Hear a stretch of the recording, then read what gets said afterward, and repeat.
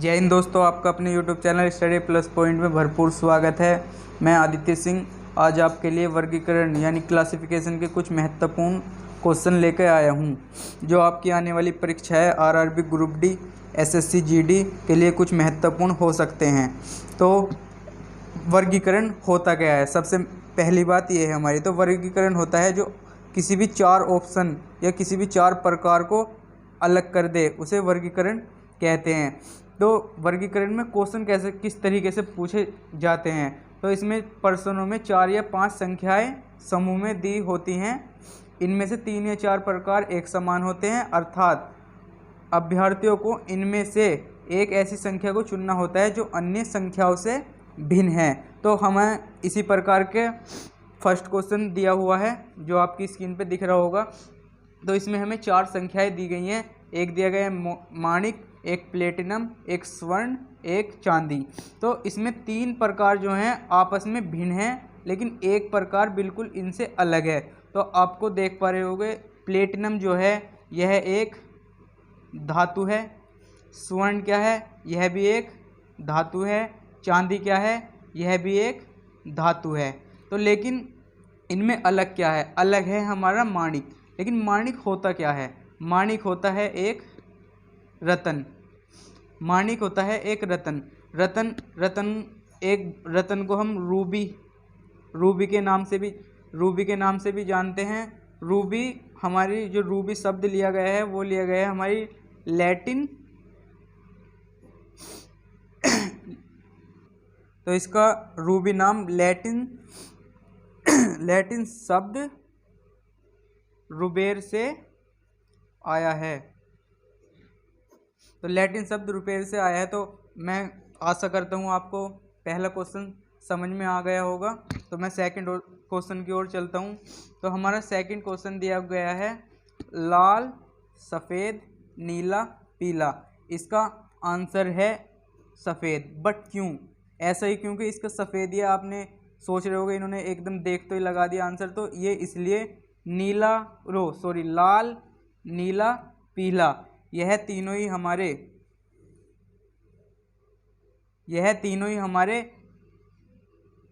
इंद्रधनुष में होते हैं।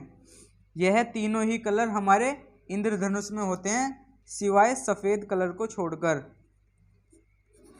तो लाल, नीला, पीला, ये तीनों ही हमें इंद्रधनुष में देखने को मिलते हैं। आपने अगर कभी आकाश में देखा होगा इंद्रधनुष निकलता हो, तो लाल कलर भी होता है उसमें, नीला भी होता है, पीला भी होता है, बट सफ़ेद नहीं होता। इसलिए इसका आंसर हो जाएगा हमारा बी। आशा करता हूँ सेकंड क्वेश्चन भी आपको समझ में आ गया होगा। हम क्वेश्चन 3 की ओर चलते हैं। क्वेश्चन 3 है हमारा जिम कार्बेट, रणथंबोर, बांधवगढ़ और तुंगभद्रा। तो इसका आंसर हमारा डी है। लेकिन है किस लिए, सबसे मेन बात है क्यों, क्योंकि तुंगभद्रा एक नदी है हमारी। तुंगभद्रा क्या है, एक नदी है। और ये जिम कार्बेट क्या है, हमारा एक राष्ट्रीय उद्योग। ये क्या है, राष्ट्रीय उद्यान। ये है राष्ट्रीय उद्यान। और रणथंबोर भी हमारा क्या है, राष्ट्रीय उद्यान है। और बांधवगढ़ भी हमारा एक राष्ट्रीय उद्यान है। क्या है, उद्यान है बस। और यह तुंगभद्रा एक नदी है। जो तुंगभद्रा नदी है हमारी, ये दक्षिण भारत में बहने वाली एक पवित्र नदी है। क्या है, पवित्र नदी है। दक्षिण भारत में बहने वाली एक पवित्र नदी है। कौन सी, तुंगभद्रा एक दक्षिण भारत में बहने वाली एक पवित्र नदी है। यह कर्नाटक एवं आंध्र प्रदेश में बहती हुई आंध्र प्रदेश में एक बड़ी नदी कृष्णा नदी में मिल जाती है।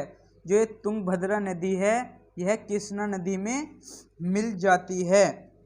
और जिम कार्बेट, ये जिम कार्बेट है, यह 1900 ये स्थापित हुआ था हमारा 1936 में। कब हुआ था? 1936 में। इसका निकटतम शहर, जो हमारा निकटतम शहर है इसका रामनगर, इसका निकटतम शहर है हमारा रामनगर, इसका निकटतम शहर रामनगर है और यह उत्तराखंड भारत में स्थित है। तो अगली है हमारी रणथंभौर। ये रणथंभौर जो है 1955 में स्थापित हुई थी और यह इसे राष्ट्रीय उद्योग नाम से जाना गया था हमारा 1980 में। कब? 1980 में। यह राजस्थान के सवाई माधोपुर जिले में स्थित है। कहाँ स्थित है दोस्तों? राजस्थान के सवाई माधोपुर जिले में स्थित है। और हमारी लास्ट राष्ट्रीय उद्यान है कौन सा? बांधवगढ़। तो बांधवगढ़ जो है इसे स्थापित कब हुआ था? 1968 में। कब? 1968 में स्थापित हुआ था। निकटतम शहर है इसका, निकटतम शहर है इसका उमरिया। क्या? उमरिया उमरिया है मध्य प्रदेश जिले में। मध्य प्रदेश के जिले में उमरिया, मध्य प्रदेश का जिला है उमरिया, तो उसमें बांधवगढ़ राष्ट्रीय उद्यान है। ठीक है दोस्तों, आशा करता हूँ आपको ये भी क्वेश्चन समझ में आ गया होगा। तो हमारा चौथा क्वेश्चन है, ऑप्शन ए है भेद, बिखराव, पृथक करना और वर्गीकरण। आपको वर्गीकरण का मैंने शुरू में मतलब बताया है, अलग करना। बिखराव का मतलब भी क्या होता है? अलग करना। और पृथक करने का मतलब भी क्या होता है? अलग करना। लेकिन भेद क्या है? भेद एक हमारी वर्ब है। भेद क्या है? एक हमारी वर्ब है। कॉन्ट्रेस्ट यानी भेद है हमारी एक वर्ब। भेद को हम इंग्लिश में कह देते हैं कॉन्ट्रेस्ट। ठीक है दोस्तों, तो इसका आंसर क्या होगा हमारा? भेद। क्योंकि बिखराव अलग करने का मतलब होता है, पृथक करना भी अलग करना होता है, और वर्गीकरण तो हमेशा होता ही है अलग करना। ठीक है दोस्तों, मैं आशा करता हूँ आपको मेरा फोर्थ क्वेश्चन भी समझ में आ गया होगा। तो क्वेश्चन 5 की ओर चलते हैं। तो हमारा छठा क्वेश्चन है, पांचवा क्वेश्चन है, लक्षद्वीप, पुदुचेरी, निकोबार, अंडमान। दोस्तों मैं सोच रहा हूँ कि ये क्वेश्चन तो आपने कर ही सकते हो, क्योंकि इसमें जो आंसर है इसका बिल्कुल अलग दिख रहा है, बिल्कुल ही अलग। क्योंकि लक्षद्वीप क्या है? लक्षद्वीप एक द्वीप है। और पुदुचेरी द्वीप नहीं है, पुदुचेरी कोई भी द्वीप नहीं है। निकोबार क्या है? निकोबार भी एक द्वीप है। और अंडमान क्या है? अंडमान भी एक द्वीप ही है।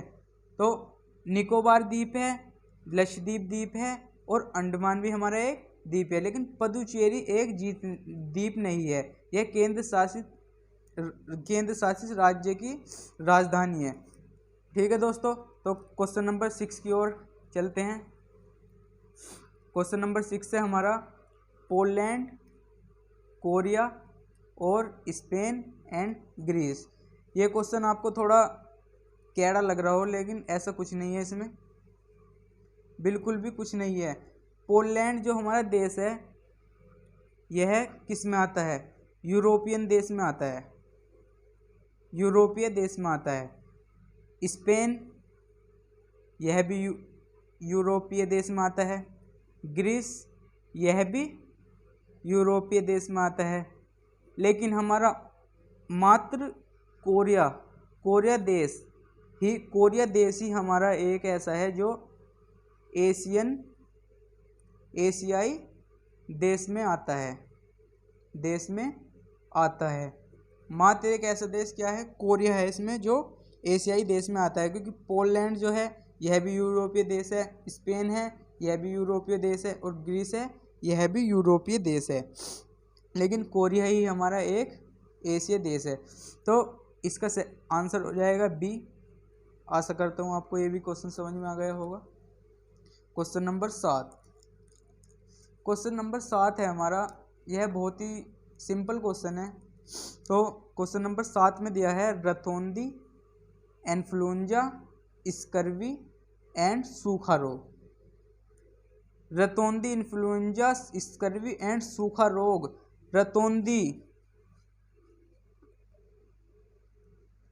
रतौंधी विटामिन ए की कमी से होने वाला रोग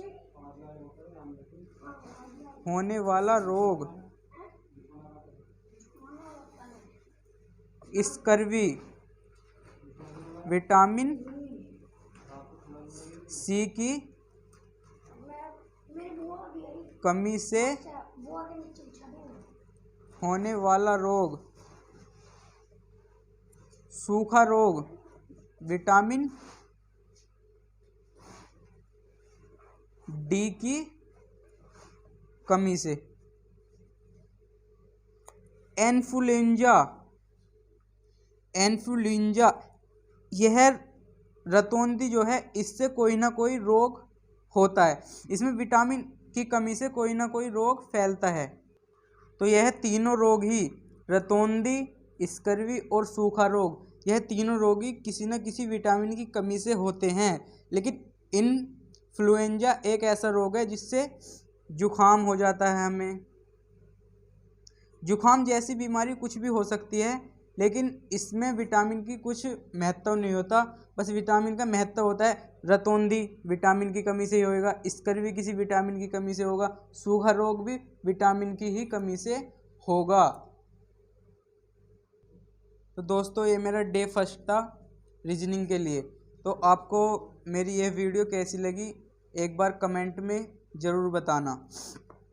और अगर आप हमारे चैनल पर नए हैं तो आप हमारे चैनल को सब्सक्राइब कर सकते हैं। अगर आपको हमारी वीडियो अच्छी लगती है तो इन्हें शेयर करिए, क्योंकि आप लोगों जब तक शेयर नहीं करोगे जब तक आगे तक वीडियो नहीं पहुंच पाएगी बिल्कुल भी। तो आप जितने से जितना हो सके इन्हें शेयर करें, जो आपके दोस्त भी देख पाएँ, घर वाले जो भी है, पढ़ने वाला बच्चा है जो भी वो देख पाए। तो इसलिए आप हमारी वीडियो को शेयर ज़रूर करें। और यह मेरा डे फर्स्ट था और मैंने ये पहली वीडियो बनाई है। तो आपको अगर अच्छी लगी है तो दिल से लाइक ज़रूर करना। एक लाइक तो बनता है यार।